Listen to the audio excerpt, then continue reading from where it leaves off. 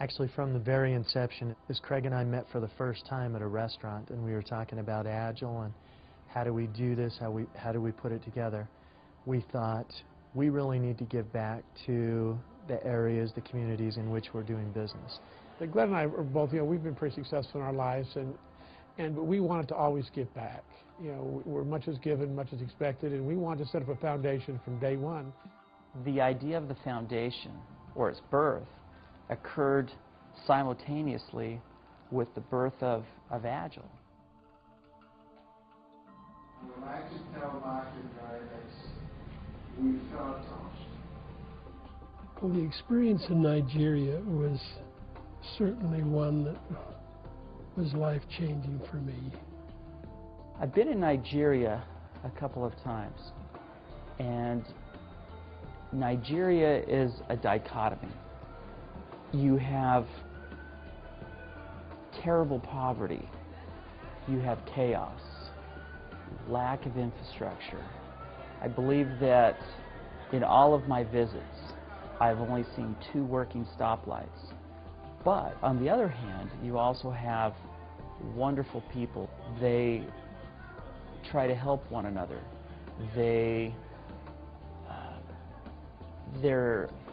They're always looking for the good in other people. I've met many families that are striving to overcome the challenges that they have. Wonderful people, but chaos. That's how I would describe it. We were able to meet there with Dr. Hassan, who is the head of the Vision Institute, which is an eye clinic in Lagos, Nigeria. He recently, through donations of various foundations, he was able to build a magnificent surgical center. As we looked for these opportunities, we became aware of a clinic that offered free treatment for eyesight. And as we considered that opportunity to give a child eyesight, or to give a father of a family or a mother of a family eyesight, not only would it affect them that day, it would affect them throughout their entire life. It was just marvelous to see some small children. There were teenagers and there were older folks. And some of these old men and women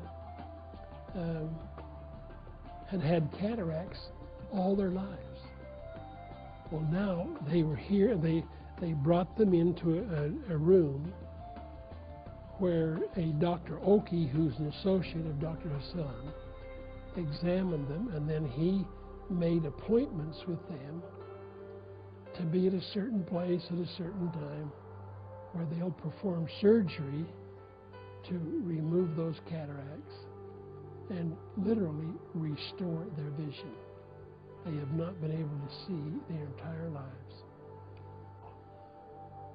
Well, what a thrill that was. We approached the clinic and asked them what type of materials they would need. And they said what they really needed was that apparently the interior of Nigeria, which accounts for 30 million people, really don't have any eye care facilities or any way of offering treatment to people with eye disease. So they asked for portable equipment. This equipment, they could go out into a church someplace, or an office, or wherever it might be, and set up a mini surgical center and operate on people's eyes.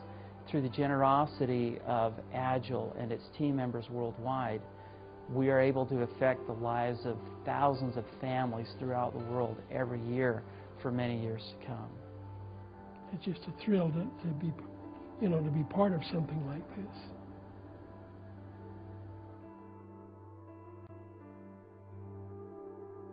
And I had kind of in my mind, what was going to happen, what we were going to do, but I in no way was prepared for what I saw. How old? 5? 4. 8 years old. Mentally and emotionally, these little children, these beautiful eyes, and And most of them, well, all of them were there, preparing for operations, what the foundation was preparing to do. And I just wasn't prepared, to look in these children's eyes and become emotionally attached to them immediately. We were kind of doing high five, and I think one of the most interesting things is, as one of the nurses was explaining, these children that sometimes come from villages, and in their villages they're an outcast. For whatever reason, they're not accepted by the other children because they're different. But they come into this home, waiting for their surgery, and the second day they're there, they're normal. And this is life changing what these children are about to go through. And most of the children, they'll get right back into mainstream, and all of a sudden they'll be accepted. They'll be normal. But without these operations, the operations, the procedures, they would never be normal. They would always be an outcast. But there was this one little girl who was getting ready to go home, and she had several operations on her feet. She had club feet and was walking for years on her ankles. And now she had a nice new dress on, and she had some new black shoes, and her feet were straight out in front of her body. A whole new outlook comes to them because now they're acceptable in society, and they can live lives of great worth and accomplish great things. As a foundation, we were looking for, our goal is to affect the lives of people around the world, especially families. We were able to, to pay Ash Capital off a couple months ago and become debt-free. That changes everything for us. Now we're able to do the thing that was just as important to us as Agel.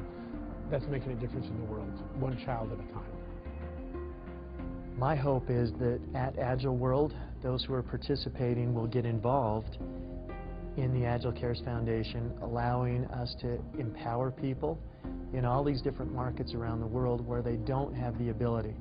So, to all of you involved, get involved in Agel Cares, and let's change people's lives. Let's empower them to not only change their lives for a day or their family's life for a day, let's allow them to change it for a lifetime.